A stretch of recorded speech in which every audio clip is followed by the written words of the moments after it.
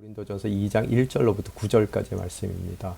제목은 하나님의 지혜, 십자가의 복음이라고 되어 있습니다. 본문 봉독해 올리겠습니다. 형제들이여, 내가 여러분에게 가서 하나님의 비밀을 전할 때 달변이나 지혜로 하지 않았습니다. 내가 여러분 가운데서 예수 그리스도 그 십자가에 못 박히신 그분 외에는 아무것도 알지 않기로 작정했기 때문입니다. 내가 여러분에게 갔을 때 나는 연약하고 두렵고 떨리는 가운데 있었습니다. 내 말과 내 선포는 지혜롭고 그럴듯한 말들로 한 것이 아니라 성령의 능력이 나타난 증거로 한 것입니다. 이는 여러분의 믿음이 사람의 지혜에 있지 않고 하나님의 능력에 있게 하려는 것입니다. 그러나 우리는 성숙한 사람들 가운데서 지혜를 말합니다. 그런데 이것은 이 세대의 지혜도 없어져 버릴 이 세상에서 다스리는 사람들의 지혜도 아닙니다. 오직 우리는 비밀로 감춰졌던 하나님의 지혜를 말합니다. 이것은 하나님께서 우리의 영광을 위해 영원전에 미리 정해 두신 것입니다.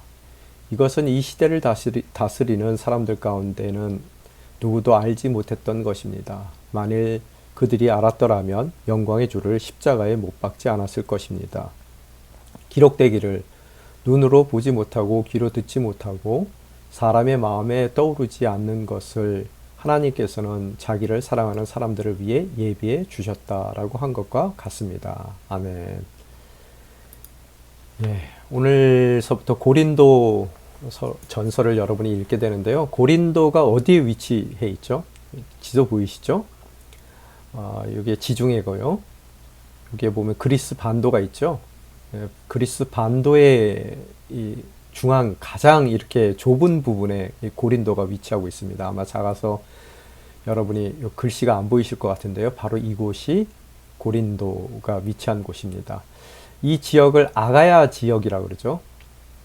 요 위에를 마게도니아라고 부른다면요, 요 아래 남부 지역을 아가야 지방이라고 그러는데요. 고린도는 아가야 지방의 행정 수도입니다.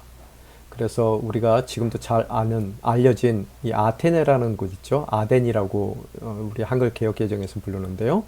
그곳에서 약 한 서쪽으로 80km 정도 떨어져 있어요. 그래서 요렇게 돼 있는 요 부분, 아가야 지방에서도 남쪽에 이렇게 돼 있는 이 부분을 우리가 필로포네스 반도라고 얘기하거든요. 그리스 반도에서 이제 남쪽 지역을요.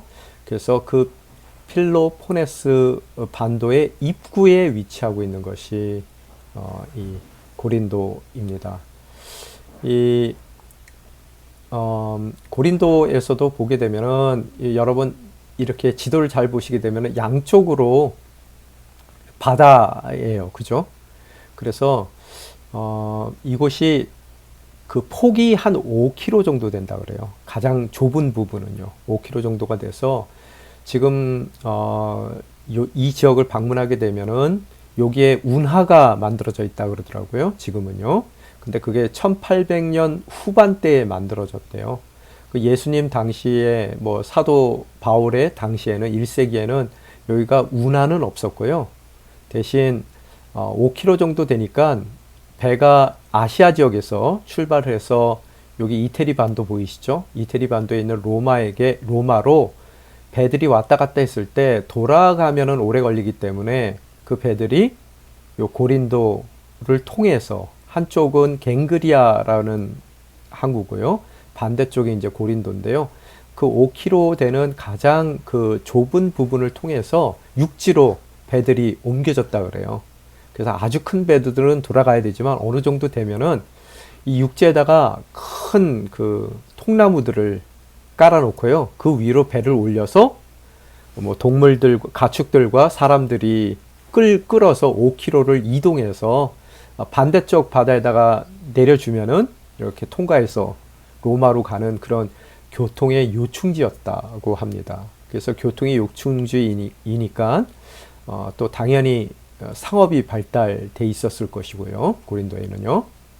그리고 아까 말씀드린 대로 행정 수도이고요. 또 여기에 제가 이제 써놓기도 했는데요.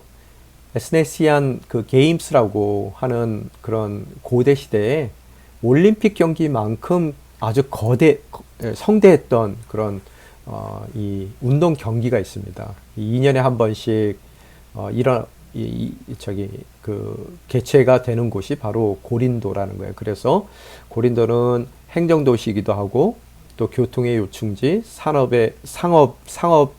도시이기도 하고 또 관광 도시이기도 하더라는 거예요. 그래서 사도 바울이 고린도에 있을 때 뭐 했다고 그래요? 나중에도 잠깐 얘기하겠지만 텐트 메이킹을 했죠. 가죽 그 텐트 메이킹이라 그래서 그게 뭐 천막만을 만드는 일이 아니라 가죽과 관계된 모든 일을 했습니다. 특별히 천막을 많이 했는데 이 경기가 있을 때마다 많은 관광객들이 쏟아져 오기 때문에 그들을 수용하기 위한 그 천막들이 많이 지어졌다라고 합니다. 그래서 사도 바울이 고린도에 머무는 동안에 텐트 메이커로서 또 주중에는 일을 하고 주말에는 또 복음을 증거하는 그런 삶을 살았습니다. 또한 그 외에 아프로디데라는 여신의 신전이 있는 것으로 유명해요. 여러분 아마 성경 공부하시다 보면 아프로디데 여신이 어떤 여신인지 여러분이 들어보셨을 거예요. 다산의 여신입니다. 그래서 이 신전 가운데에서는 뭐 1000명의 제사장들이 있었어요. 1000명 이상의.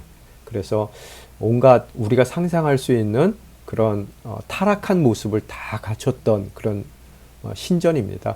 말이 제사장이지 당시에 그 여사제들이 했던 일은 그런 이렇게 프로스티튜션이라고 그러죠. 영어에서는요. 이 몸을 파는 일, 매춘이 공개적으로 신전 가운데서 일어났던 바로 그런 도시입니다. 또 당시에 로마 시대에 가장 우상이 많았던 도시라 그래요. 이 도시가요. 그래서 제가 생각하기에는 상업도시고 또 많은 사람들이 들고 나오고 또 이곳에서는 더 많은 돈을 갖고자 하는 그런 마음들 가운데서 우상을 세워놓고 집집마다 우상을 세워놓고 그 우상에게 정말로 그 모든 그 재력을 누릴 수 있는 삶이 되기를 기원했던 그런 도시인 것 같아요. 그래서 우상으로 가장 가득 찼던 그런 도시입니다. 그래서 그러는지 당시에 여러분 뭐 성경 공부 통해서 많이 들어보셨겠지만 참 고린도스럽다라는 말을 이 로마 사람들이 썼다고 그래요. 그 얘기는 매우 타락하고 윤리적으로 또 성적으로 정말로 이렇게 우리가 입에 담지 못할 만한 삶을 사는 사람들을 고린도스럽다라고 이야기했다고 합니다. 그래서 한마디로 줄여보면은 가장 이 근처에서 화려했던 도시고요. 또 세련된 도시였고요. 세상적으로 보면요. 또 많은 것을 가졌기 때문에 자만하고 자신감이 넘쳤던 또 돈이 넘쳤던 부가 넘쳤던 그런 쾌락의 도시가 바로 고린도라고 생각을 하시면 되겠습니다.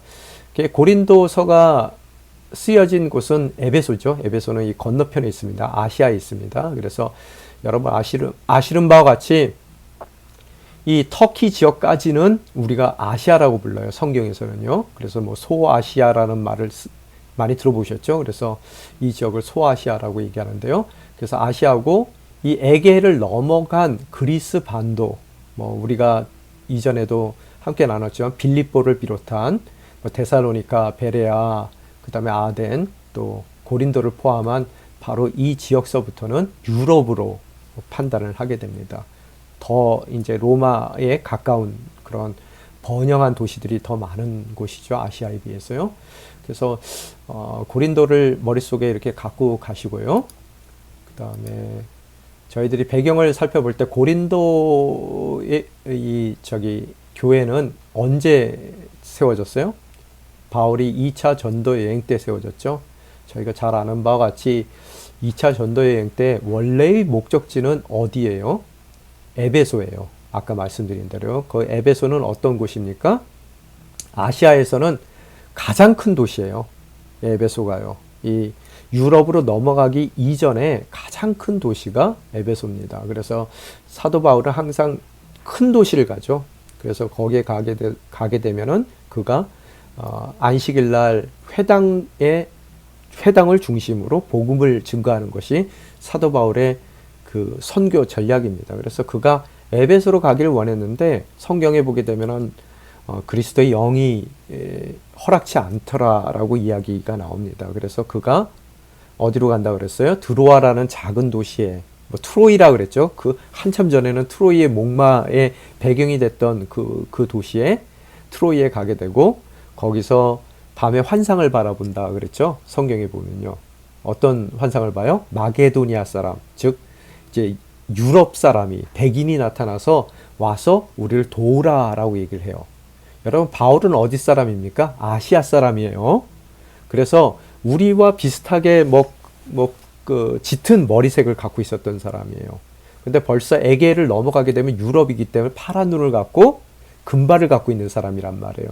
땅끝까지 복음을 증거해야 되는 것이 예수님께서 그에게 준 사명이지만, 아마도 당시에 이 사도 바울에게 땅끝은 아마 그 아시아의 끝이었던 에베소였던 것 같아요. 제가 보기에는요.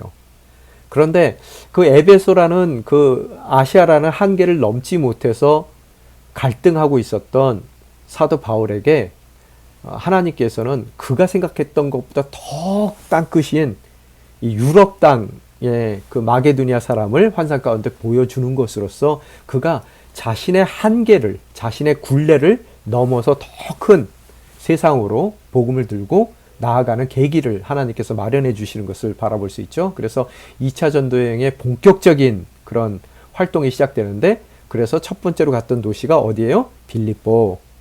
그죠? 무슨 일이 일어났는지는 아시죠? 감옥에 갇히고 여종을 귀신을 쫓아줬다는 이유만으로 매를 맞고 감옥에 갇혔지만 찬송하고 기도할 때 옥문이 열리는 역사를 통해서 빌립보의 교회가 세워지고, 그 다음에 그가 데살로니카로 가죠.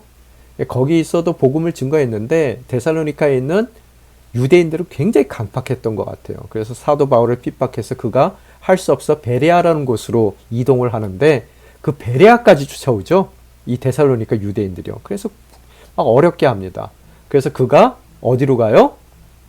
다시 아덴으로 피신을 하게 되는 것이고, 아덴에서 아레오바고라는 광장에서 철학자들과, 당시에 뭐 철학의 중심지죠. 아덴은요. 거기서 그들이 만들어놨던 많은 신상들 중에서 이름을 알지 못하는 신에게라고 쓰여있는 신상을 중심으로 해서 그가 하나님과 또 예수 그리스도의 복음을 선포하는 그의 모습을 사도행전에서 우리는 바라볼 수 있습니다. 그래서 아덴에서도 예수를 믿는 사람들이 생겨나고요. 아마 지식층들일 거예요. 철학자들이. 그러고 나서 그가 옮겨간 곳이 고린도예요. 그런데 지금 방금 얘기한 대로 고린도는 굉장히 세련되고 화려한 도시예요. 제가 이제 지금 이 얘기를 하는 이유가 있습니다. 나중에 그 연결이 될 텐데요. 그래서 이 시골뛰기예요. 바울은 어떤 의미 가운데서 다소 출신이고요. 또 예루살렘, 우리는 뭐 예루살렘을 대단하게 생각하지만 로마 시대에는 정말로 변방에 있었던 도시란 말이에요. 그죠? 그런 유대인 출신의 사도 바울이, 물론 그가 헬라파 유대인이긴 했지만 그의 삶의 그 세상의 끝은 아시아였는데, 하나님께서 환상을 보여주는 바람에 유럽으로 건너가고, 그 유럽에서도 가장 번화하고 화려했던, 또 그만큼 타락했던, 그죠? 그런 고린도로 걸어가는 그의 발걸음을 우리가 생각을 해야 되더라는 거예요. 하여간 그 얘기는 좀 잠시 후에 다시 할 텐데요. 그곳에서 누구를 만나요? 브리스길라와 아굴라 부부죠. 만나게 되더라는 거예요. 그들에 대한 이야기는 사도행전에 나오게 됩니다. 18장 2절에서 3절에 나오게 되는데, 그들은 본도 출신이라고 그랬었어요. 본도는 아시아의 흑해 쪽입니다. 북쪽에 위치한 곳이 본도인데, 원래 거기 출신인데 이들이 로마에 가서 사업을 했던 것 같아요. 로마로 이민 가서요. 우리로 치자면은 뭐 저기 어디 뭐 경상도나 전라도 끄트머리에서 태어난 사람들이 결혼해서요, 저기 뉴욕으로 이민을 가서 맨해탄에서 아주 사업을 크게 벌렸던 것 같아요. 동일한 얘기입니다. 그래서 그들이 했던 사업이 참으로 재밌는 게 텐트 메이킹을 했어요. 천막 만드는 일을 했어요. 그래서 큰 돈을 벌었던 것 같은데, 어떤 일이 있어요? 글라우디오 황제 칙령으로 인해서 모든 유대인들이 로마에서 내쫓기게 됩니다. 추방당하게 돼요. 그래서 이들이 하루아침에 잘 일구었던 자기 사업장과 삶의 터전을 잃고 버리고 그들이 고린도로 이주를 했던 것 같아요. 참 묘해요, 여러분. 하나님께서 왜 이 사람들을 이런 어려운 일을 당하게 했을까? 나중에 보면 굉장히 예수 잘 믿는 사람들이 되는데 이렇듯 멋진 사람들을 왜 이렇게 생업토를 다 잃어버리고 고린도로 이주하게 했을까? 하나님의 섭리가 거기 숨겨 있어요. 그래서 고린도로 이주했다가 나중에 이주한 이들을 브리스길라와 아굴라를 사도 바울이 만나게 되더라는 거예요. 그래서 아까 말씀드린 것 같이 사도 바울이 주중에는 텐트 메이킹을 같이 해요. 혼자 있었으면 못했을 텐데 사업적으로 뛰어났던 사람들인 것 같아요. 브리스길라, 아굴라가요. 그래서 그들과 함께 시장에서 텐트 메이킹을 하고 안식일에는 회당에서 말씀을 전하더라는 거예요. 그런데 여기에서도 유대인들이 힘들게 해요. 복음 증거하는 것을 어렵게 해서요. 그가 성경에 보게 되면 18장, 사도행전 18장에 보면은 발바닥에 있는 먼지를 다 털어냅니다. 그래서 이제는 내가 너희들하고 상관없다. 나는 이제 복음을 이방인들에게 전하겠다. 그러면서요. 더 이상 회당에서 말씀을 전하지 않고요. 회당 바로 옆집에 예수를 믿게 된 디도 유스도라는 이방인이 있었어요. 그 집으로 거처를 옮기게 됩니다. 그래서 그곳에서 유대인들 중심이 아닌 많은 그리스 사람들이 모여 예수 그리스도에 대해서 그들이 배워가고 또 많은 믿는 사람들이 나오게 되더라는 거예요. 특별히 성경은 당시에 그 유대교 회당의 회당장이었던 그리스보와 그의 가족이 예수님을 영접하고 많은 고린도 사람들이 예수를 믿었다라고 표현을 하고 있어요. 여러분 얼마나 놀라운 일이에요. 회당장이 예수를 믿는 사건이 일어나더라는 거예요.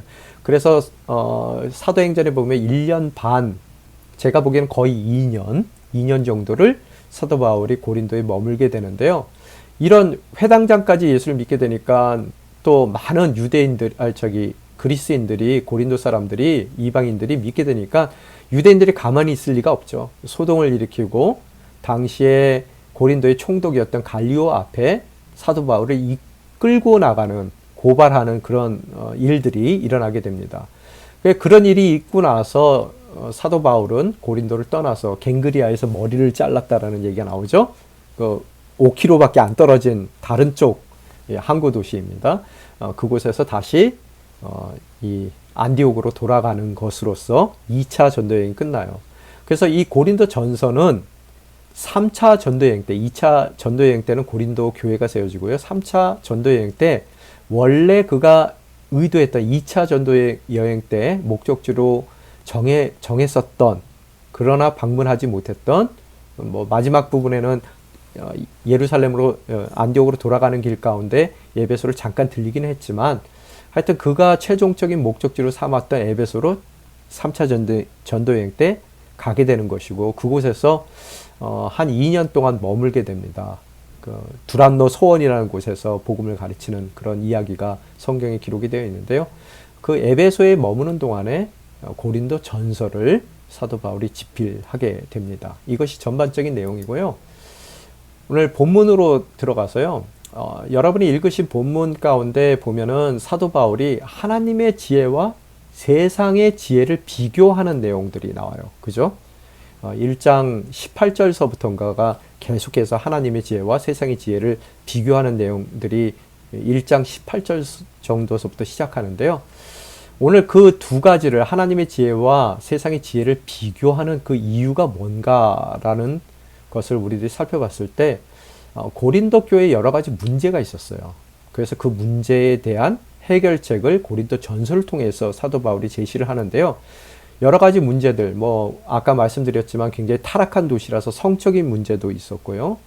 다른 많은 문제들이 있었는데, 그 중에서 큰 문제 중에 하나가요. 가장 큰 문제 중에 하나가 분열의 문제였었어요. 그래서 사도 바울이 1장 10절서부터 계속해서 분열에 대한 하나 되지 못한 교회를 책망하는 이야기들이 나오는데요. 그 분열의 문제 가운데 보게 되면 그 분열의 유형이 있습니다. 두 가지 유형을 볼 수가 있는데요. 첫 번째 분열의 유형을 보게 되면 인물 중심적으로 고린도 교회가 분열돼 있었어요.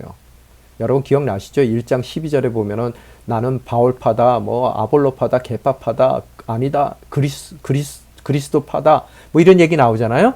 그래서 가장 고린도 교회의 큰 문제 중에 하나가 분열의 문제였는데 그 분열의 유형을 따져봤을 때 첫 번째 유형이 뭐냐 하면은 인물 중심적 분열이었었어요. 그죠? 그래서 1장에 그 얘기가 나오는데요. 이제 1장 하반부로 넘어가면서 두 번째 유형의 분열에 대한 문제를 사도 바울이 얘기해요. 그거는 뭐냐면요. 첫 번째 게 인물 중심적 분열이었다면 두 번째 분열은 철학적 관점으로 그들이 분열돼 있었어요. 여러 가지 철학적인 관점 가운데서 분열이 돼 있었더라는 거예요. 그래서 오늘 본문 말씀은요. 이렇듯 1장 하반부에 언급되었던 철학적 관점을 중심으로 해서 분열된 그런 분열에 대한 이야기를 더욱 심도 있게 다루고 있더라는 거예요. 그래서 오늘 그 관점 가운데서 하나님의 지혜 또 세상의 지혜를 비교하더라는 거예요. 그래서 방금 말씀드린 대로 이 고린도 교회의 가장 큰 문제는 교회의 분열의 문제였고 분열의 문제 중에서 특별히 인물 중심적인 분열이 있었고 또 그들이 갖고 있었던 철학적 관점으로 분열이 되어 있었는데 그 분열에 대한 이야기를 했고요. 또 두 번째 이 하나님의 지혜와 세상의 지혜를 비교하는 그 두 번째 이유는 바울의 내면적인 또 문제가 있었던 것 같아요. 자, 오늘 2장 말씀은 읽으신 말씀은 하나님의 지혜와 세상의 지혜를 비교하는 사도 바울의 언급이 나오는데 그 언급의 이유, 비교의 이유는 첫 번째 분열의 문제를 말씀하시기 위함이고요. 두 번째는 사도 바울의 내면적인 문제를 갖고 있기 때문에 그가 이야기를 하더라는 거예요. 오늘 이 두 가지를 여러분과 함께 나누길 원하는데요. 자, 1절로 가서요. 형제들이여 내가 여러분에게 가서 하나님의 비밀을 전할 때 달변이나 지혜로 하지 않았습니다. 라고 1절에서 그가 말씀하고 있더라는 거예요.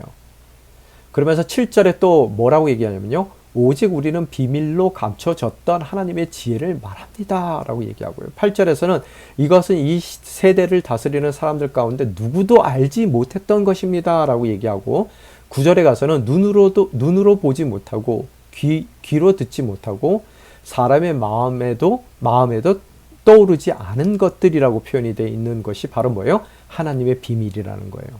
이 비밀과 우리 인간의 또 세상적인 철학 가운데서 나오는 달변과 지혜를 비교하는 것으로서 1절이 시작되더라는 거예요.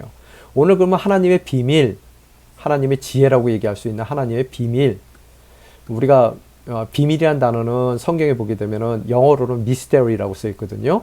히랍 말에도 그리스 말에도 미스테리온이라고 써 있습니다. 그래서 이게 비밀이라고 얘기하는데요. 또한 비밀만큼 참 재밌는 단어가요. 스칸달리온이라는 단어가 있습니다. 스캔들이라는 단어가 여기서 나온 거예요. 그래서 1장 23절에도 보면은 요게 보면은 걸리는 일이라고 써 있죠. 1장 23절 제가 여기 써놨는데요. 우리는 십자가에 못 박힌 그리스도를 전파합니다. 이것이 유대 사람에게는 뭐라고요? 마음에 걸리는 일, 걸림돌이라는 말이 많이 나오잖아요. 성경에요. 그 단어가 스캔달리온이라는 뜻이에요. 걸린다는 거예요. 마음 가운데. 이방인에게는 어리석은 것. 여기서도 지금 두 가지를 자꾸 비교를 하고 있는데요. 스캔들이라고 표현할 수 있는 미스테리라고도 표현하고 비밀이라고 또 스캔들이라고 얘기할 수도 있어요. 기독교는 어찌 보면 스캔들이죠. 역사에서 가장 큰 스캔들이에요. 여러분 이 시대에는 정신이 중요한 시대고요. 육신은 굉장히 하찮게 여기던 시대입니다. 그게 그 당시의 세계관이에요. 그리스 사람들, 그리스 문화권 가운데서요. 그런데 그런 문화권 가운데서 육신으로 오신 하나님에 대해서 얘기하는, 육신으로 오셨다는 이야기를 하는 것 자체가 굉장한 스캔들입니다. 그래서 그것을 비밀이라고 표현하는 거예요. 눈이 있어도 보지 못하고요. 귀가 있어도 듣지 못하고요. 도무지 사람들이 상상할 수도 없었던 하나님의 비밀이라는 거예요. 또 육신으로만 하나님이 오신 게 그렇게 그들이 천박하게 여겼던 육신으로 오신 것뿐만 아니라요. 하나님이 오신 것뿐만 아니라요. 가장 낮은 자의 모습으로 오세요. 왜 하필이면 유대인입니까? 그죠? 그리스인들도 있는데 또 로마인들도 있어요. 당시에 이왕 오실 것 같으면 로마인으로 오시면 좋잖아요. 그런데 정말로 변방에 별 볼 일 없는 고집불통이에요. 정말로 문화적으로도 뒤떨어졌다라고 생각하는 그런 유대인의 모습으로 오셨고요. 그 유대인 가운데서도 예루살렘에 무슨 왕족이나 귀족으로 오신 것도 아니고 정말로 선한 것이 날 수가 없는 나사렛이라는 동네에서 나오셨고요. 또 거기서도 변변한 집안이 아니라 목수의 아들이고요. 또 어느 순간에 보면은 요셉도 이야기가 싹 사라지죠. 무슨 소리예요? 소년가장이에요. 예수님이요. 아버지가 일찍 돌아가셨을 거예요. 그리고 그렇게 어렵게 자란 그가 죽음을 당해요. 그런데 어떤 죽음이에요? 십자가. 그들이 정말로 상상할 수도 없는 그런 비참한 죽음 가운데 예수 그리스도 하나님이 죽었단 말이에요. 그건 스캔들이거든요. 가장 큰 스캔들이에요. 그런데 또 그런 죽은 하나님께서 부활을 하셨다고요. 육신으로 다시 부활하셨다고요. 이 그리스 이 정신이 중요하고 육신이 천박하다고 얘기했던 이 사회 가운데서 육신의 부활을 다시 얘기한다고요? 여러분 이 복음은요. 부활에 대한 복음은요. 십자가와 부활에 대한 복음은 이 그리스 사람 시대를 살고 있는 이들에게는 스캔들일 수밖에 없더라는 거예요. 또 예수님만 그렇습니까? 말씀도 어때요? 여러분 제가 이전에도 한번 말씀드렸어요. 신약 성경이 뭐로 써 있다고요? 그리스어로 써 있죠. 근데 그리스어 중에서도 코인의 그릭이라는 그 특별한 그리스 말로 쓰여 있습니다. 코인의 그릭 하면은 이게 뭐 되게 멋져 보이지만요. 이게 쉽게 얘기하면 시장통 그리스어예요. 우리가 보통 생각하면은 성경에 써 있는 그리스 말은 굉장히 고차원적이고 수준 높은 그리스 말 같죠? 제가 신학교 가서 깜짝 놀랐던 게요. 성경이 쓰여진 이 글 자체가요. 너무나 수준이 낮아요. 여러분 왜 그럴까요? 코인의 그릭이라는 시장통에서 쓰던 말입니다. 오늘 하나님이신 예수 그리스도가 가장 낮은 자의 모습으로 우리 가운데 오시고요. 또 그 하나님이신 예수 그리스도를 증거하는 하나님의 말씀이 어떤 언어와 비교하더라도 정말로 수준이 낮은 시장통 언어 가운데로 오세요. 오늘 동일하게요. 별거 아니고 아무것도 아니고 너무나 초라한 우리 삶 가운데 너무나 멋진 복음, 보배와 같은 그 보물을 질그릇 같은 우리 인생 가운데 담아주시더라는 거예요. 이게 고린도서의 가운데 막 이렇게 관통해서 흐르고 있는 하나의 띠임이라는 거예요. 이걸 여러분이 놓쳐서는 안 된다는 거예요. 그래서 이걸 미스테리라고 표현하고요. 또 더 나가서 역사 가운데서 가장 큰 스캔들이라고 이야기를 하는 거예요. 그죠? 그 상황 가운데서 오늘 점점 우리가 오늘 읽으신 본문 가운데 그가 왜 하나님의 비밀과 하나님의 지혜와 세상의 지혜를 비교하는지를 우리가 한번 살펴볼 때 정말 사도 바울의 마음 가운데 담겨있는 그의 그 뜨거운 마음이 뭔지를, 뜨거운 그 열정이 무엇인지를 우리가 알 수 있게 되더라는 거예요. 첫 번째, 교회의 분열 때문에 비교했다고 그랬죠, 제가요. 그래서 결론부터 말씀드리면 결코 분열되지 말아야 된다는 거예요. 분열될 거로 분열돼야지 철학적인 관점으로 인해서 분열돼서는 안 된다는 거예요, 교회 자체가요. 그게 바울의 주장은 세상적인 철학이 아니라 월등한 하나님의 지혜로 우리가 하나 돼야 된다는 거예요. 자, 1장 18절에 보게 되면요. 십자가의 말씀이 멸망당하는 사람들에게는 어리석은 거예요. 어리석은 거. foolishness. 그죠? 그러나 구원받는 우리들에게는 하나님의 능력이에요. 참 아이러니해요. 아까 얘기했지만 나사렛의 예수, 이게 말이 안 되는 거거든요. 어떻게 그 선하지 못한 땅 가운데 그 유대인, 그것도 낮은 자의 모습으로 그리스도가 오시냐는 거예요.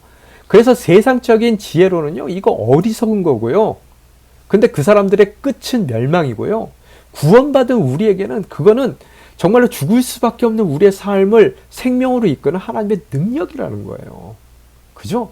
그래서 이런 주장을 할 수 있는 근거가 어디 있느냐? 두 가지예요. 퍼머넌스하고 파워예요. 두 가지입니다. 그게 기록되기를 이제 1장 19절에서 20절에 보면 기록되기를 내가 지혜로운 사람들의 지혜를 멸하고 총명한 사람들의 총명을 패할 것이다 라고 했습니다. 지혜로운 사람이 어디 있습니까? 학자가 어디 있습니까? 이 세대의 변론가가 어디 있습니까? 다 없어졌어요. 그죠? 이 사람들 다 없어졌어요. 지혜롭다고 주장하는 사람들이요. 왜요? 멸하고 패할 거라고 하나님께서 말씀하셨어요. 이게 세상의 지혜고 세상 지혜자들의 모습이란 말이에요.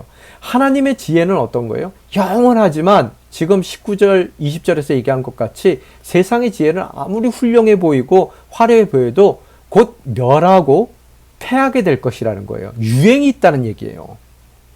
그래서 유행 따라가다가 어떻다고요? 분열되는 일이 있어서는 안 되겠다는 거예요. 교회가요. 영원한 변함없는 하나님의 말씀 가운데 섰을 때 우리는 변화되는 세상 가운데 산다 하더라도 우리는 흩어지지 않고 그 말씀을 중심으로 늘 변하지 않는 하나된 공동체가 될 수 있다는 거예요. 오늘 사도 바울이 얘기하는 거는요.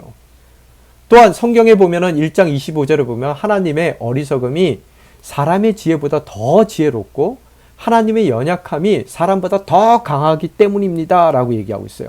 첫 번째 것이 일시적이고 유행적일 수밖에 없는 세상의 지혜보다 영원한 변함없는 하나님의 지혜이기 때문에 하나님의 지혜인 말씀, 그 복음으로 우리가 뭉쳐 하나됨을 추구해야 된다는 것이고요. 두 번째, 그가 사람의 또 세상의 지혜가 아니라 하나님의 지혜를 붙들어야 되는 것은 뭐라고요? 그 지혜는 강하기 때문이에요. 하나님의 연약함이 인간의 강함보다 더 강하고요. 하나님의 어리석음이 인간의 가장 고귀한 지혜보다 더 지혜롭기 때문에 그 강한 하나님의 지혜를 우리는 붙들어야 되더라는 거예요. 그래서 두 번째 이유는 파워 때문이에요. 강하기 때문에 우리는 복음으로 하나 되어야만 한다는 겁니다. 그래서 유행 쫓다가 여럿으로 분열되어 나누는 것이 아닌 변함없는 말씀 가운데 서서 변함없이 하나의 공동체를 이루어가는 것이 교회의 모습이어야 된다는 것을 사도 바울은 하나님의 지혜와 세상적인 지혜를 비교하는 것으로서 우리에게 대변하고 그 분열에 대한 책망을 하고 있더라는 겁니다. 자, 둘째는 사도 바울의 내면의 문제예요. 이게 자꾸 하다 보니까 굉장히 딱딱해지는데 죄송해요.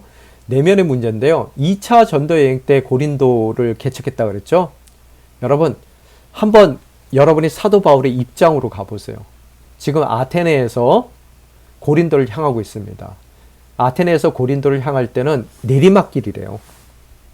한 80km 떨어졌다 그랬죠. 내리막길을 가다 보면은 이 높이서 이 골짜기 밑으로 펼쳐진 엄청난 고린도를 바라보면서 그 고린도를 향해 갈 수 있대요. 그런 멀리서 고린도를 바라보는 아시아인 바울을 한번 생각해 보세요.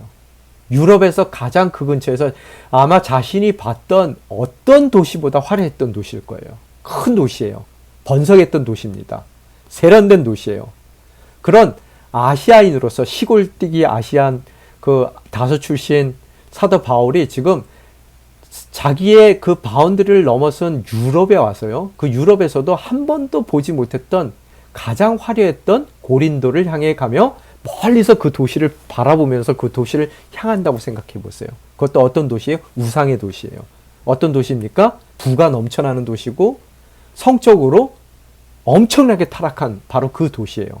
어떤 마음이 들었을까요? 제가 캐나다 출신이잖아요. 캐나다 사람들을 미국 사람들이 굉장히 무시합니다. 시골 발음이라고 무시하고요. 또 옷 입는 것도 촌스럽다고 그러고요. 그래서 막 이 캐나다 사람들 영어 발음을 흉내내면서요. 미국 사람들이 막 깔깔대고 웃고 그래요. 좀 덜 떨어진대요. 저희 캐나다 사람들 같고요. 근데 캐나다에서도 저는 좀 시골 출신인데요. 그런 시골 출신인 제가 처음에 그 맨해튼을 방문했을 때 기억이 나요. 엄청나더라고요. 깜짝 놀랐어요. 그렇게 큰 도시가 있고요. 밖에 나갔더니 사람들이 너무 세련된 거예요.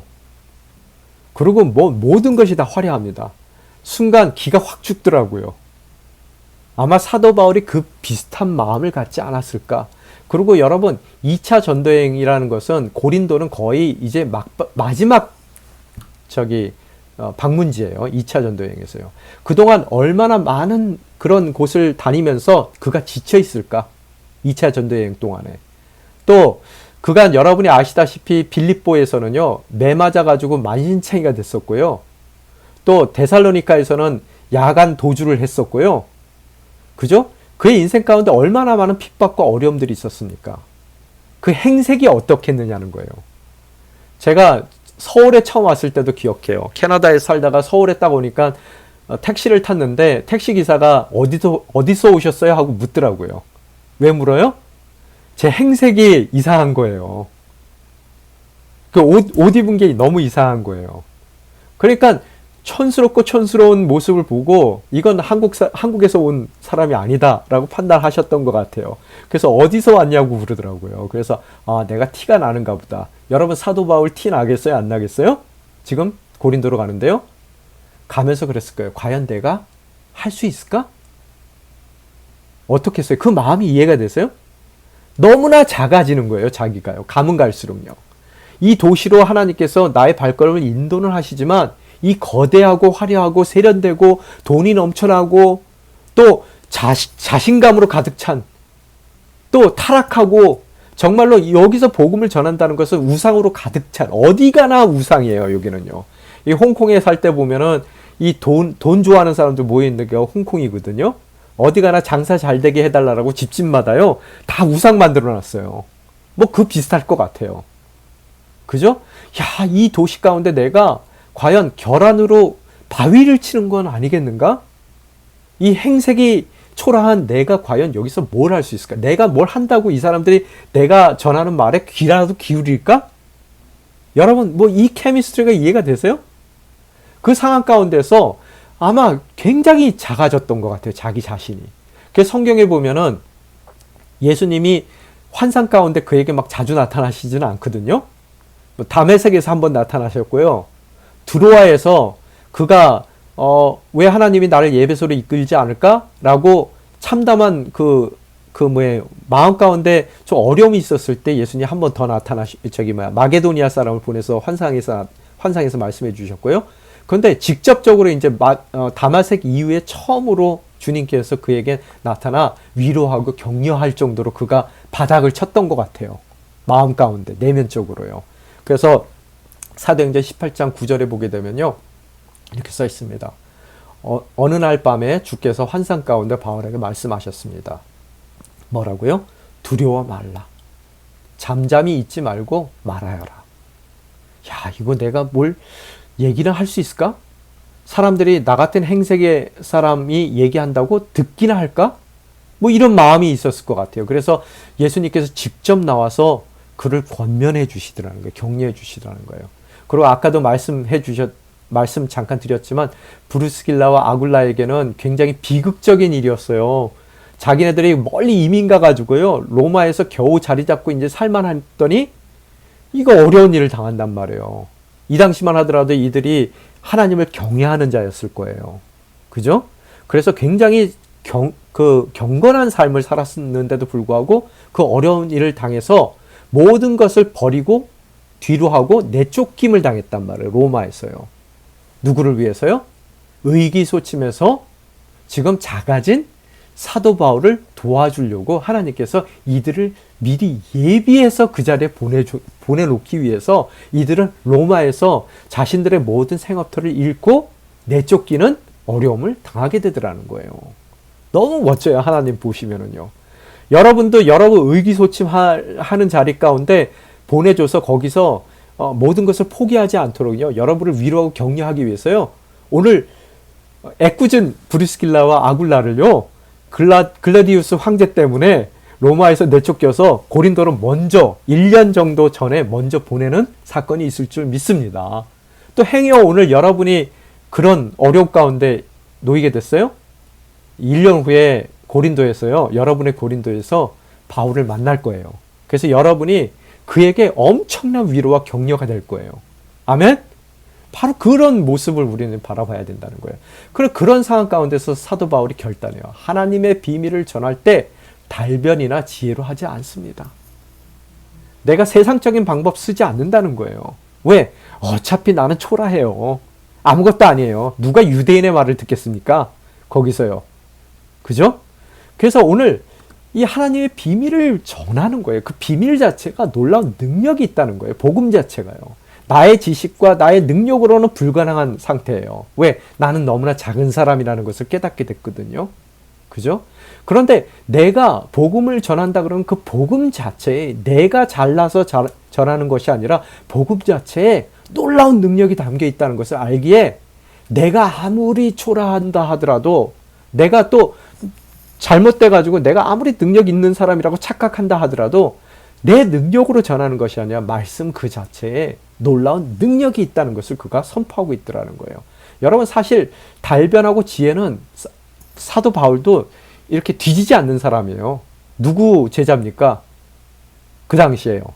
가말리엘이라는 가장 뛰어난 선생 밑에서 랍비 생활했던 사람이에요. 그죠? 그런데 그걸로 끝나는 것이 아니라요.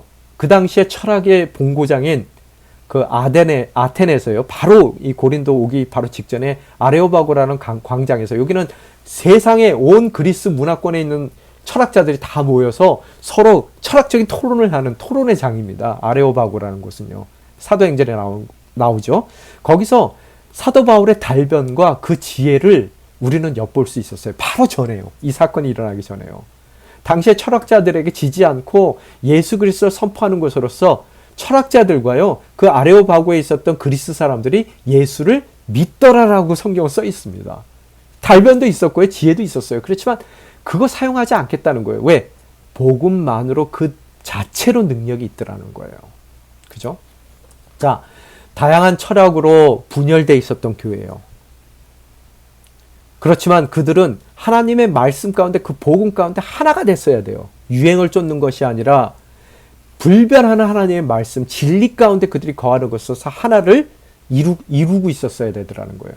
또 두 번째, 낮아진 자존감, 행여 아시아인으로서 행색이 초라해져서 그 화려한 도시 가운데 들어가니 주눅이 들어서 더 이상 내가 할 수 있는 일은 없다라고 생각했었던 그런 낮아진 자존감 가운데 그가 어려움을 겪었을 수 있더라는 거예요. 그렇지만 그런 사도 바울의 결단한 방법은 뭐라고요? 2절에 나온 것 같이 내가 여러분 가운데 예수 그리스도 그 십자가에 못 박힌 그분에는 아무것도 알지 않기로 작정했기 때문에 내 모습을 바라보는 것이 아니라요.